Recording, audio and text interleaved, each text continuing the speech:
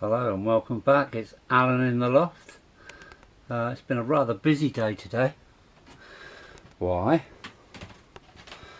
I've been constructing the biggest, most complicated junction I've ever made in my entire life.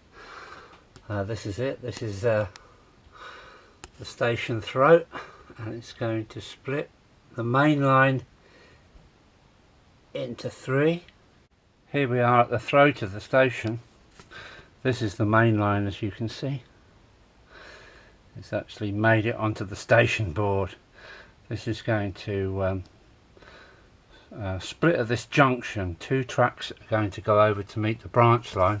This is just a falsy mock-up really. So these two lines will be going to the branch line side of the station. Behind the bubble or the level there is going to be underneath the town. So there's my two passing loops, or stable loops, and here we have the main line winding. It's winding. Its tracks are spreading out enough to get in a passing loop through the station, so goods trains can go through while passenger trains are stopped at the stations, vice versa. And here it's going to split and go the opposite side of the platform, so there shall be one platform here, a little platform up against the town wall, and a platform between these two here, going the entire length of this board, which is about, yes, it's about 8 foot long, and until we meet the throat the other end, which is also going to have a simplified version of this, so trains will be able to come up the main line and go into the well, I call it the branch line, but let's call it the local line station platform along there, or they can go through into these 1, 2, 1, 2, and the third one 3 station lines, and this is the passing loop in the middle, which will the passing loop can service the up line and the down line. This is the up line, this is the down line, so a train can be in the station there and we can use the passing loop, and same at the other end with another Y and 2 points to get you out the other side of the station. So yes, it's going to be interesting, very interesting. It's going to be ever so hard to wire this up because it's DC, so I'm going to have relays here and there to break the line so I don't get shorts. It is going to be complicated, but why do things by half? So I want this to be an interesting and fun layout to play with. Where I cut the track to isolate sections, I will be using these relays. They're from the telecom industry.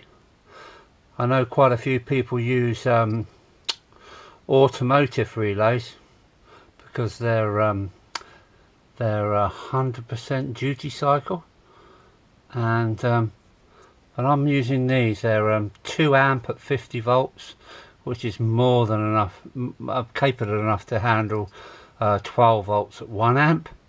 These are latching relays, so you just pulse them once and they switch double pole, double throw to one side, and a pulse will send it, and they latch. They're called latching relays. So once you've pulsed it, it stays connected in that direction. So yeah, these are the relays. They're about £2.40 each, which is nothing. And yeah, I've been using them, I've tested them, and they work quite well. So yeah, these latching relays are great. They're small, and from the telecom industry, so they should be should be up to a good standard, and that's what I'm using for there.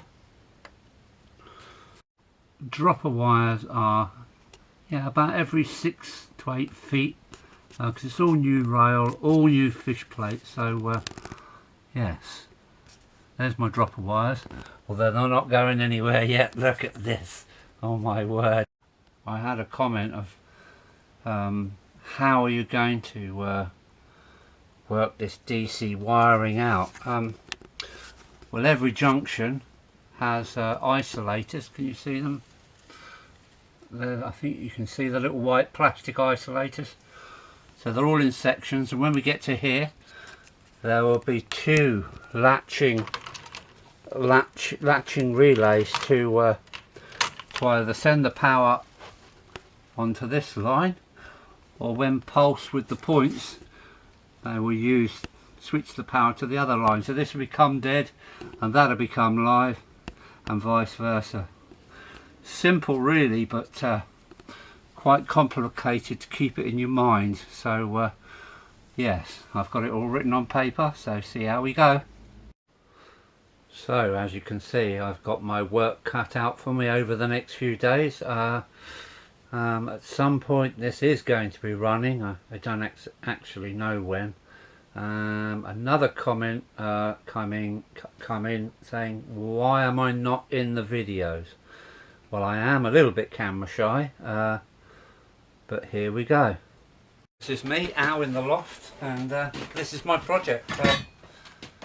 I do hope you follow along. I'm going to be covering all the subjects. At the moment it's track laying and baseboards.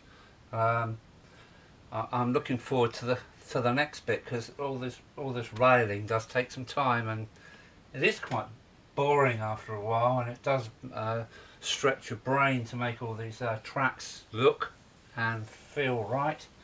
I can't wait to get on to the landscaping really, and putting in roads and yeah, you name it, bridges galore are coming, and then I will be covering my DC electrics, which are, yeah, they're quite complicated. It's the biggest control system I've ever built. It's all DC, not DCC, and yeah, I'd like to show you how that works, if it works, of course. But yes, can't wait. As you can see, it is taking shape. Yes, behind the bubble here, there's going to be a wall hiding this passing loop. This passing loop is rather close together, a little bit close together, more than it should be.